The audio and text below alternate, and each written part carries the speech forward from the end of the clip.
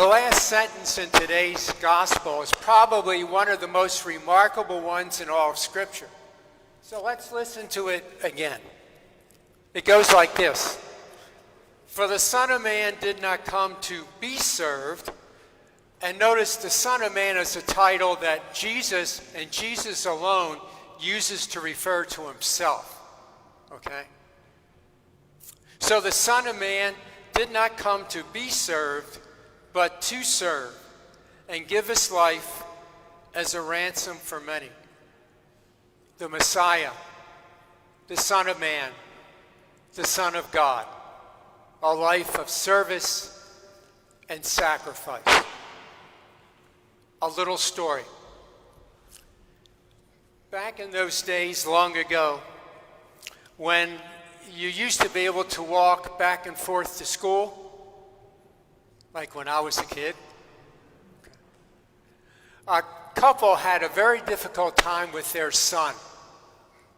He never seemed to come home right after school. They never knew when he was going to come back home.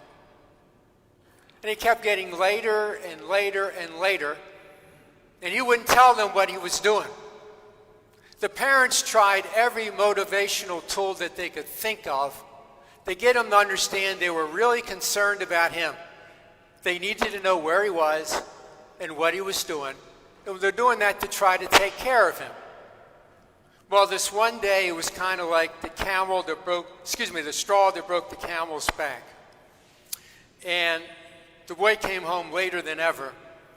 And the father sat him down and said to the boy, listen, your mother and I need to know where you are and what you're doing.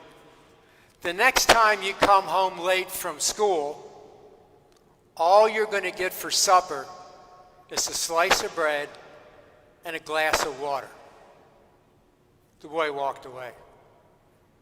He thought the father would never go through with that, right? After all, this isn't San Quentin. It's someplace in the United States years ago. But sure enough, 2 days later, he was later than normal. The mom unlocked the front door and let him in, didn't say a word.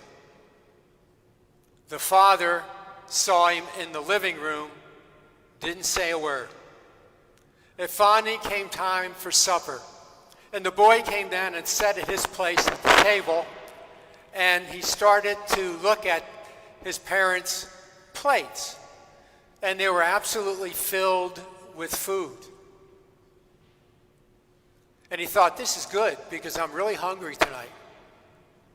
Then he looked down at his plate, and what he had on there was a slice of bread and a glass of water. He finally started to take it all in, and his heart sunk to his stomach. But suddenly, without saying a word, his father took his place and sat it down before himself, and he gave his son his plate instead. Now, years later, when the boy grew up and had his own children, he used to say he looked back to that day when he finally realized how God really works, who God really is. You see, God so loved the world that he sent his only Son to save us. In today's first reading, we heard some things that fit in with what Jesus says in the gospel. Jesus came to pay the price, to do what the Father did in that little story I just told you. Scripture says that it was our iniquities that he bore. He was stricken for our offenses. By his stripes we were healed.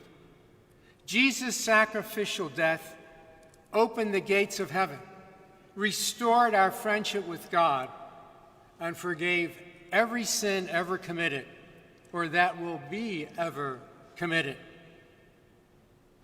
If you ask me, that is the life of sacrifice and service.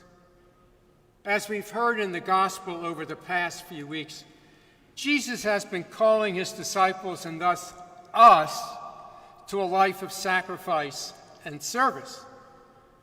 Directing our lives to service means that we live not for ourselves, but for others. How can we do this? Well, we need God's help, don't we? We need his grace.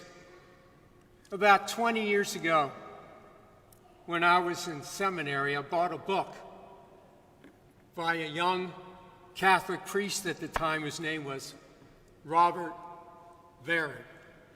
He's now Bishop Varon. And hidden about 2/3 of the way through the book was a maxim, a motto for life that I think explains it all. I wonder if you'll agree. The maxim is, our life is not about us. Think about it. Our life is not about us. Varon said, our life is all about Jesus Christ, the King of the universe. Unless you forget, 5 weeks from today, we'll celebrate the solemnity of Jesus Christ, the King of the universe. And the next week is the beginning of Advent and a new liturgical year. Now, I think this motto just might be what Jesus means when he tells us to be servants. If we believe that our lives are about us, we look inward. We take care of number one. I lived in Japan for a while. Everybody talked about Ichiban, right? Number one, us, me. Okay. And we'll be like, remember the rich young man from last week's gospel who couldn't make a full commitment to follow Jesus, even though he said he wanted to? But if we believe that our lives are not about us, then we'll have a conversion, a change of heart, what our bishop calls a metanoia, a turning toward God and others. If we believe this maxim and live in this way, then our lives will be spent giving thanks and praise to God, and will be spent in service and care of our neighbor. The two great commandments, huh? Love of God and love of neighbor. If we believe this maxim and act it out, we will live a life of service. Jesus said, the Son of Man did not come to be served, but to serve, and to give his life as a ransom for many. Like him, we are called to serve others, to live out our lives for others. Today, perhaps, we should ask ourselves the question, who is my life really about?